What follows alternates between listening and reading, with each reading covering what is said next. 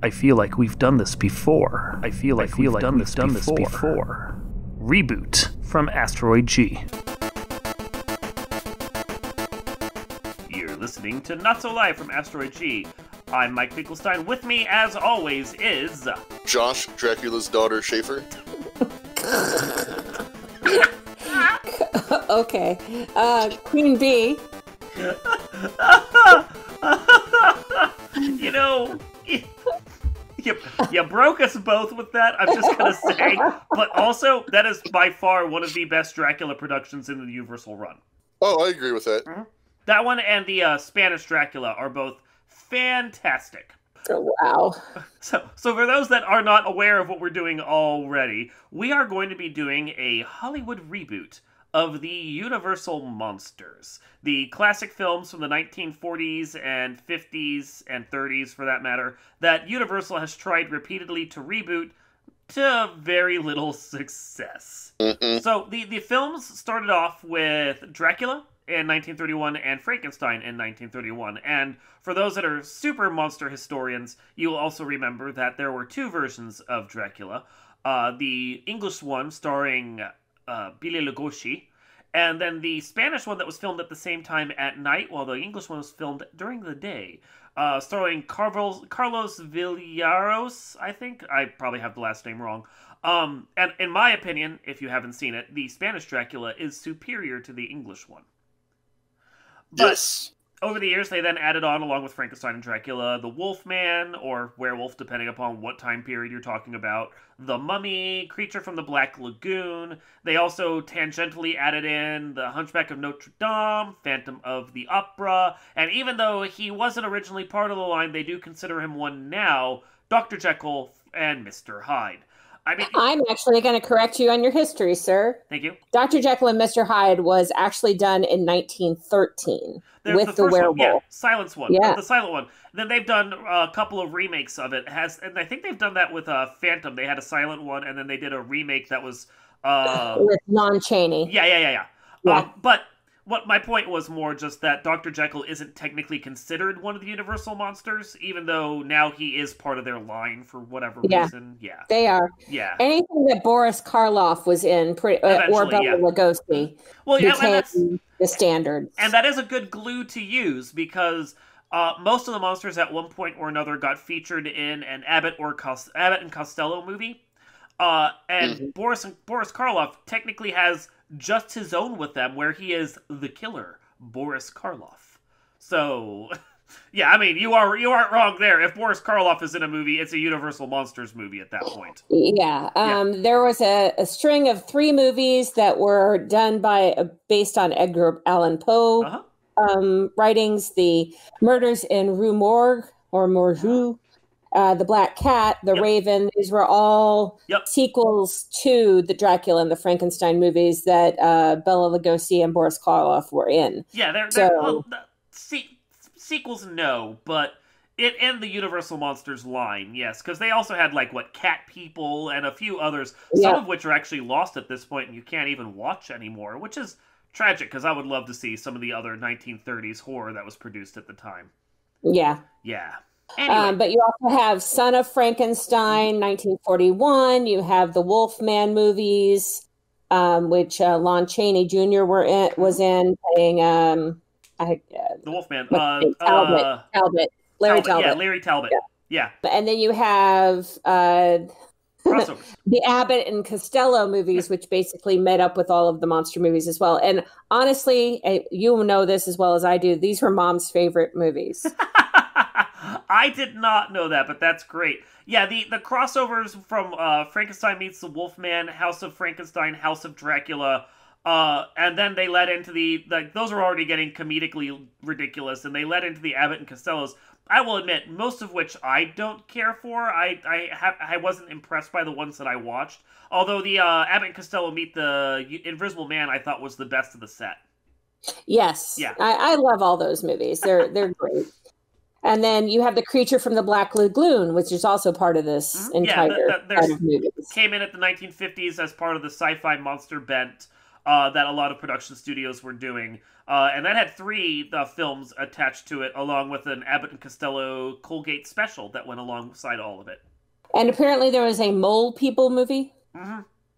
I've seen that. I saw that with MST3K because they did a heckling of it, and let me tell you, that movie is worth heckling. Wolf. Yeah. Yes. Whoa! It was produced around the same time as This Island Earth, of which is also technically part of the Universal Monsters line because of the insect alien thing. The mutant. Right. That's what it was. And I know this because I have a series of little miniature figures of the Universal Monsters, and the mutant is included in there. And basically, Mole People is like This Island Earth, but instead of going out into space, they go down to the center of the Earth. And, like, in This Island Earth is a terrible movie that was made better by MST3K, and Mole People is worse. By a far degree. It's so bad. Anyway, but more recently, well, I guess not even more recently, over time, Universal has tried to reboot these movies. They did the incredibly fantastic 1979 Dracula with Frank Langella. They did the 1979 Dracula Frank Langella, which is phenomenal. That one is so good if you haven't watched it. And then more recently, they've tried again and again to reboot it. They had Dracula Untold. They had the BBC, I think it was BBC and NBC Universal co-teamed for the Dracula TV series a year after that. They did The Mummy in 2017, which was supposed to launch the Dark Universe and did not. Failed. Yeah. And then they had much more recently The Invisible Man, which takes the concept of the Invisible Man and applies it to a sci-fi twist in the modern era and makes it much more about the female character the Invisible Man is stalking than the Invisible Man himself, and I thought was a fantastic movie. Oh yeah, The Invisible Man, hands down, was probably their best. Mm-hmm. They're also stating that The Shape of Water is supposed to be kind of the man from the Black Lagoon kind of situation. Kind of. I think what they're doing is some of these, the reason that the new one worked, The Invisible Man worked, because there was true horror that was legitimately something to be scared of, if that makes sense. Oh, absolutely. But a lot of these monster movies that they've tried to remake, the scare isn't there. No. Yeah, no. Like The Shape of Water, they're actually making the creature from the Black Lagoon be more kind.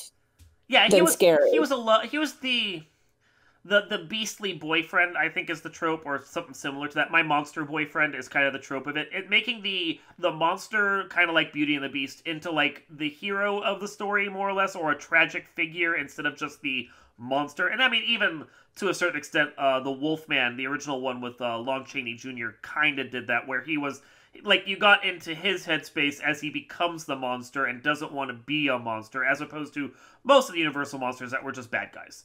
But, I mean, The Shape of Water was made by Fox and not Universal, so it's not technically part of the line, but you could tell Guillermo del Toro, the writer, director, producer, art visionary of that film, was like, I want to take the creature from the Black Lagoon and do something interesting to him. What if we took a character outside of the scientific team that captured him and focused on the two of them as, like, real people? And that movie works so well, it's crazy. But, I mean, it is basically the creature of the Black Lagoon from a different perspective. So, yeah. Mm-hmm. It's, instead of the creature chasing a woman that doesn't want him, the woman chases him, more or less. Right. Yeah. Or tries to save him. Mm-hmm. All of the above. It's an inversion of all the creature from the Black Lagoon stories we've seen so far, which I really enjoyed. So, that leads us to our topic of rebooting them. We have the Invisible Man who's been rebooted, and we have the creature from the Black Lagoon, who, even though it was unofficial, has essentially shown what a good reboot of the creature from the Black Lagoon could look like.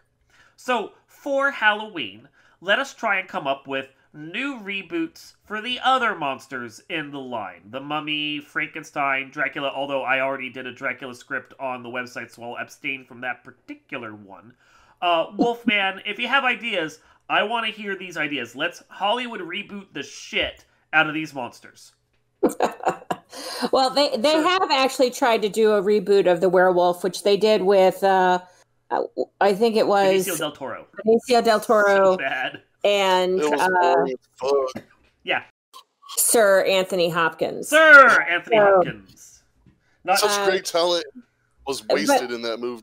Out of all the werewolf movies that I've liked that were modern, the one with Michelle Pfeiffer and Jack Nicholson was probably... Shit, I forgot about that movie. Which is probably the most appreciated out of most of the reboots. I think if you're going to do something, you need to stop going back to the past, and you have to do it in present day. And I would actually like to see, instead of using the white guy, we try to reboot with a colorful cast. So I'd really like to see the werewolf done with a Hispanic cast, and maybe do some casting from or American Indian would even be better, because we don't have a whole lot of films like that. So maybe, bring in Machete and Danny Trejo. Or I agree. Rainbow Moon Good, I think is her name. Good. Yes. Bring in those actors and have the werewolf be more Native American skinwalker kind of thing. Yeah, exactly. Yeah, skinwalkers.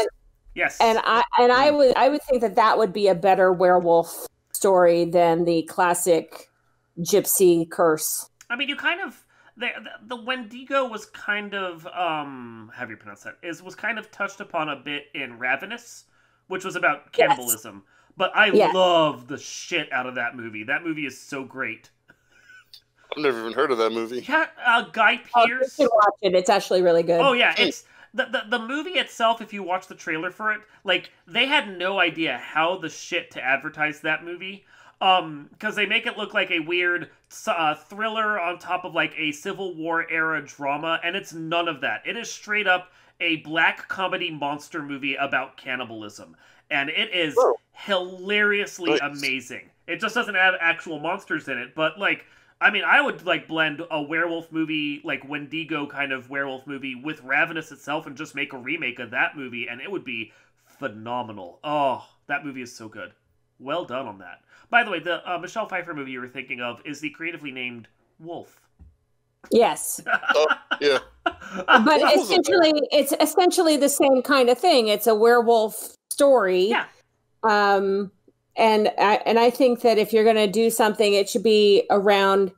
It should be modernized. It should not be stuck in the past with a gypsy story. If you're going to do that, then you have to do all the monster films in that kind of genre. Mm-hmm. I think what's missing in today's world is that you have a lot of monster movies that have, been rewritten, and they have gone to modern backgrounds, but they're not all that way. So you have no continuity. And if the purpose in order to reboot all these movies so that they can have continuity, like within Abbott and Costello at some point kind of thing, or like a DC universe or Marvel universe where you bring all the monsters together, they all have to be in the same world. They tried with the Mummy. They tried too hard with the Mummy, I think, is the big issue. Yeah, they tried to force something, and like, I think the Mummy would have been a lot better if you didn't have the organization. Like, true. The reason why Marvel's universe is the way it is because they slowly built it up into a universe instead of just being like, here's the first movie of our universe movies. Here's everything you need to know. Yeah, the tease of S.H.I.E.L.D. at the end of the first Iron Man was just an Easter egg in case Iron Man failed, but they made it a self-contained story so that if the movie didn't launch, then you just had a single self-contained film, and they can be like, yay, we did this, let's go bankrupt now. Right. Yeah. So, in my opinion, if you're going to create a universe and actually start a dark universe, then they all need to be in the same universe. You have to bring them together at some point. I mean, that in my failed world, or my false world, that's how I would do it. So I did mention that I wrote a Dracula script that's on the website, and we're not going to touch upon it too deeply, but if you want to hint at a larger universe within a single film, you make the single movie focused on that one character. In the case of a Dracula film, you focus on the story of Dracula, however true to the novel you're going to be or not.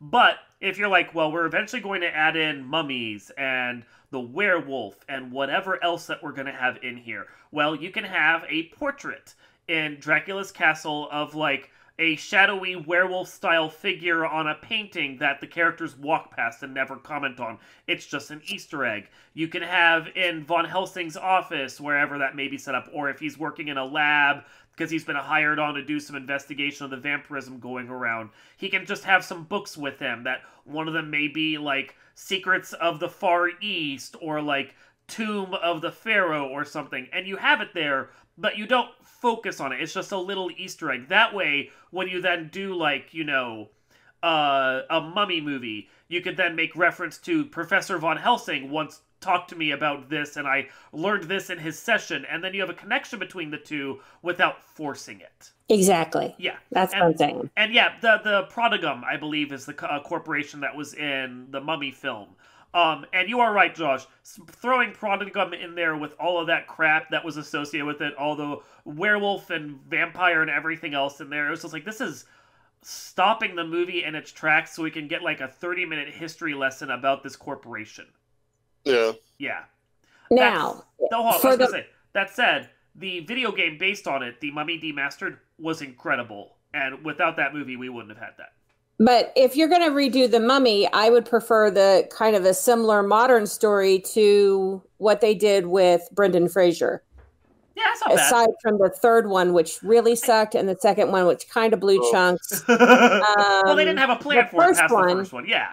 Right. The first one was really good. Well, they could have done the second movie without the kid. The kid was annoying. Yeah. And they should know better than to bring kids into horror movies because they're not funny. Well, I mean, it wasn't really a horror movie. Like, even the first one, it has horror elements, but it's basically another Indiana Jones-style film from that era of when everyone was making Indiana Jones-style movies. It's just a better one than most of them because it sticks its tongue firmly in its cheek and lets the actors just have fun with it. Right. Yeah. It knew what kind of movie it was going to be, basically. Yeah. So, but if you were going to do it, I would redo it to something more modern, but also a similar way to do it. That it's not so serious. I mean, the new Mummy was modern. It was too serious. It was a mess. Yeah, it was a mess. And, I mean, it would have been fine if they wanted to go serious, if they could have found a way to make the Mummy scary. The thing is, the Brendan Fraser movies, the Hammer film movies, even the Universal movies, the one thing no one has managed to do is make that damn mummy scary. He's not a scary monster. The only one that was even halfway interesting was Boris Karloff, the very first one from, 1932? And the rest of them are tedious pieces of shit up until Brendan Fraser's film.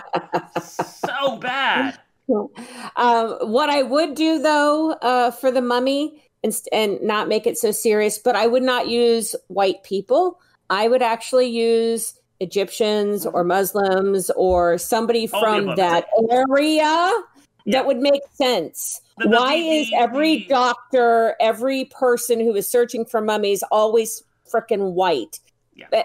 We need color. Because white people were the ones that stole everything from the Egyptians. Yeah, as Josh said, it makes sense back in the day. You can make the big bad being a white person. I'm fine with that. I don't like that. Yeah, like, if you want to do it, have the mummy be like a monster, yes, but the real villain of the film is a white person. Corporation, because that happens to be true. So that would be more scary, in my opinion. Phantom of the Opera, I wouldn't even bother with Phantom of the Opera because it's lame. Hunchback of Notre Dame. Do not have Gerard Butler in the movie. No. Right. He can't sing. Oh my God. The Hunchback of Notre Dame would be hard to reboot now that the Notre Dame has been on fire. Yeah. Well, that's the thing. A lot of these monsters I don't think necessarily need to be covered. If you're going to do Hunchback of Notre Dame, it's very of a specific period. Like, it's very tied into not only, you know, the Notre Dame of the 1800s, but the Inquisition and everything else, and like those kinds of things, even though the Inquisition happened earlier, but that same kind of like evil priest and overbearing Catholicism and all that kind of bullshit, you know, like that kind of stuff doesn't play as well now, even before the church burned down. I'm pretty sure Disney owns like rights in perpetual forever on Hunchback anyway. No, actually, Universal said they were going to make it because it's a it's public domain now.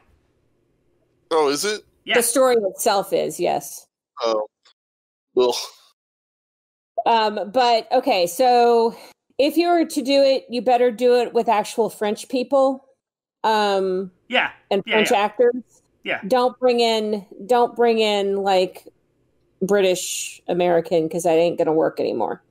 Let's see. Shit. Yeah, the Hunchback is almost 200 years old. It is way public domain now. Oh. Dr. Jekyll and Mr. Hyde. That is really the only one that can stay in England and be modernized. They already did a modern update of that from Moffat. Stephen Moffat of like Doctor Who and the more recent Dracula that they did. Another Dracula reboot. That one wasn't bad until the last episode, as is everything with Stephen Moffat. But that one showed how a modern scientific-ish take on Jekyll would work really well, honestly. I would really like to see that with Idris Elba, though. Well, fuck yeah! I mean, because I'll watch Idris Elba. Or no, sorry, I'll even pander to Josh on this one. Peter Dinklage. I mean, Idris Elba was pandering to Josh. Both of those pander to Josh. Okay. So Dr. Jekyll is Peter Dinklage. Yeah, no. Mr. Hyde is Idris Elba. No. You go for comedy. Yeah. You go for comedy. Idris Elba is the doctor, and the monster is Peter Dinklage. Okay. Yes, that's brilliant. I love it. Okay. Oh my god, that'd be so good. But which, by the way, although we mentioned this in another podcast at one point talking about Face Off. For 100%, I would love to see an Idris Elba Peter Dinklage Face Off remake. And you know what? I think Peter Dinklage would do an amazing job on doing an Idris Elba. That would be blackface at some point, though. You are completely confused over all of it, aren't you? Yeah. No, there would be no blackface involved. This is all chemicals and science. Yes, Josh. it is science face, damn it. So it's more like they switch brains and not faces. So it's more like a brain off. There are some characters that would modernize well. The Mummy is a fear, especially of like that Imperial British era when we were stealing relics and suddenly, the monster's gonna come for us because we broke their curse. Like, that part of that character works best in that time period, in that kind of idea. The second you try and pull the Mummy out to the modern era, you then have to deal with, like, fish out of water aspects, and how much is the Mummy going to remain a monster, and how much are they going to become a tragic figure. Dracula, like, he could be in any modern era, true, but, like, a lot of the fears around him and his dealings with the Romani and everything certainly feels of a specific time period, so you have to change his character a lot if you bring him up to date. Other monsters, like the creature from the Black Lagoon or the werewolf, those can transcend time because the fears that they play on, the monster in the night, the monster from, the lagoon outside your house, those ones can work well in any time period. One I'm trying to think of is, like, Frankenstein. And, like, is he of a specific period, or can he really work well in a modern era? Well, I think that there are actual murderers out there that are currently doing, like, Frankenstein type of stuff. Frankenstein syndrome. Yes, there are. I mean, I don't know if you guys watch a lot of crime drama. I do. And that has been a story that has popped up in various crime shows a lot, that there are people out there, serial killers, who are doing that. Ew. Just like Buffalo Bill, who was taking the skin. He just want to make a dress, though. I mean, fashion forward, okay? Skin is just going to dry up. You have to keep it lotioned all the time. I mean, it's just leather at that point. You just have to cure it and make yourself a proper dress. I could see what he's going for. But I think we need more than the basics. We need to bring back Dracula's daughter and redo it because it was done once, maybe twice. No, once. The Invisible Woman, which I think they could easily do with what was her name? It's who's in the Invisible Man reboot? Elizabeth Moss. Yes, she would be great for doing the Invisible Woman. Although, to be fair, that movie originally was a comedy that didn't really tie into the rest of the Invisible Man series. But if they do a sequel that's about her losing the suit, I would be all on board with that. That'd be great. Right, that would be amazing. Yeah. And then Bride of Frankenstein. Yes. There hasn't really been a decent reboot yet of that. They were going to do her at one point with Tomb Raider. What's her name? Angelina Jolie. She was signed on to play the bride, and then because of the whole failure of the Dark Universe, that movie is kind of up in the air right now. Okay. Yeah. Frankenstein's a good one that could work. I like Bride of Frankenstein. I think that one was a really weird movie, but I think the character is iconic and could be done well even in a modern era. Well, if you start the movie series in Great Britain, Old England, 1880s, whatever, and you do it, then you have to do the entire series in that genre, which is fine. I'm fine with that, but you have to keep it consistent. That's what I'm saying. I think you can, if you started each movie in a separate time period, you did Dracula, let's say, let's actually go further back than most films do, but not so far back as Dracula Untold did, because he doesn't need a heroic origin story. We could do, Dracula in the 1500s, Frankenstein in the 1800s, the Mummy definitely in, the late 800 Imperial era. Werewolf can be modern, because the werewolf usually doesn't imply immortality. And for those characters that are immortal, Frankenstein's creature, Dracula, the Mummy, they can start in their time period and then move forward into the modern era when somehow or another they're reawoken or they're still just alive. And you can start doing little crossovers between them at that point before you build to something new. But the key that you mentioned that I think we really need to emphasize is you need to find a way to make them scary, which most of the time these monsters just aren't. They're dramatic, and they're certainly lit really well and fantabulously costumed, but they aren't really scary. The Invisible Man, the more modern remake that we just got, that one was actually at times legit scary. Yes. Mm-hmm. Correct. Mm-hmm. Because it was I think when you make corporate or when you make the white man the villain, it's very real to a lot of people. Mm-hmm. White men are crazy. Sorry, guys. As the news has reported to us recently. And then, of course, we can always get to Josh's reboot that I know you want to write at some point, Moonwolf.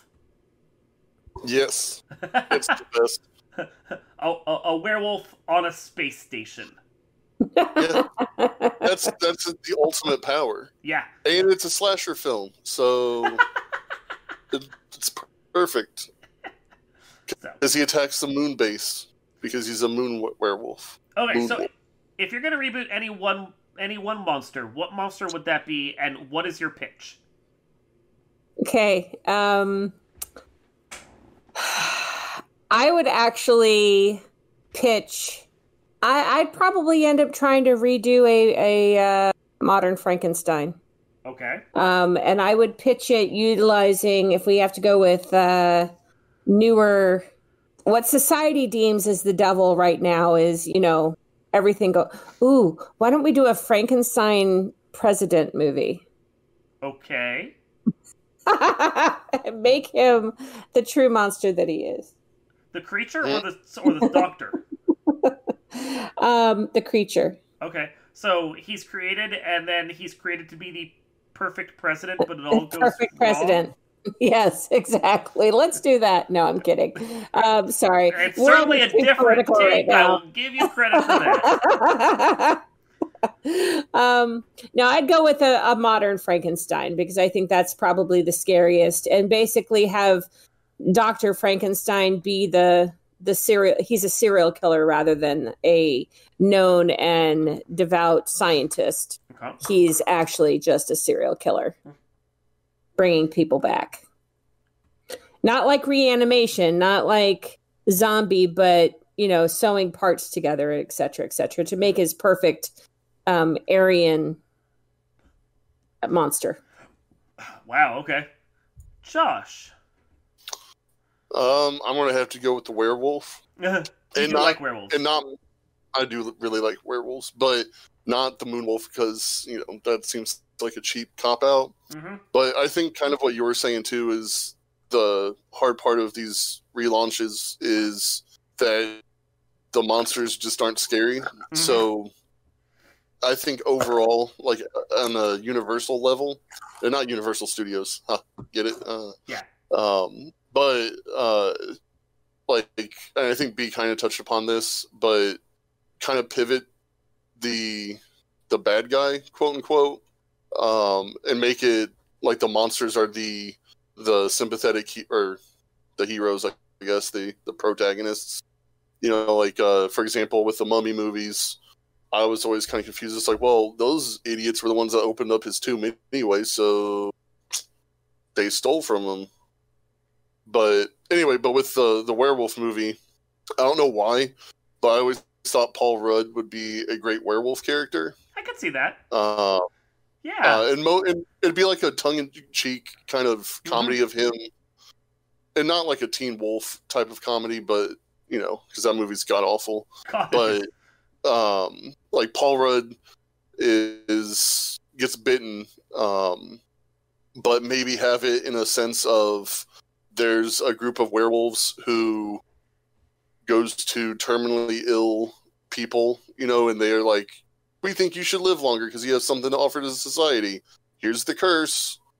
So make it a little bit more organized like that.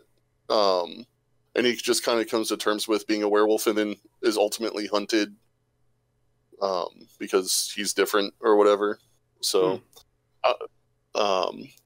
so yeah, that'd be my idea. Okay. I think The Mummy is the hardest one to remake because The Mummy just isn't scary. And part of that is just because, like, having a shambling undead thing that, you could outwalk if you wanted to, just isn't scary.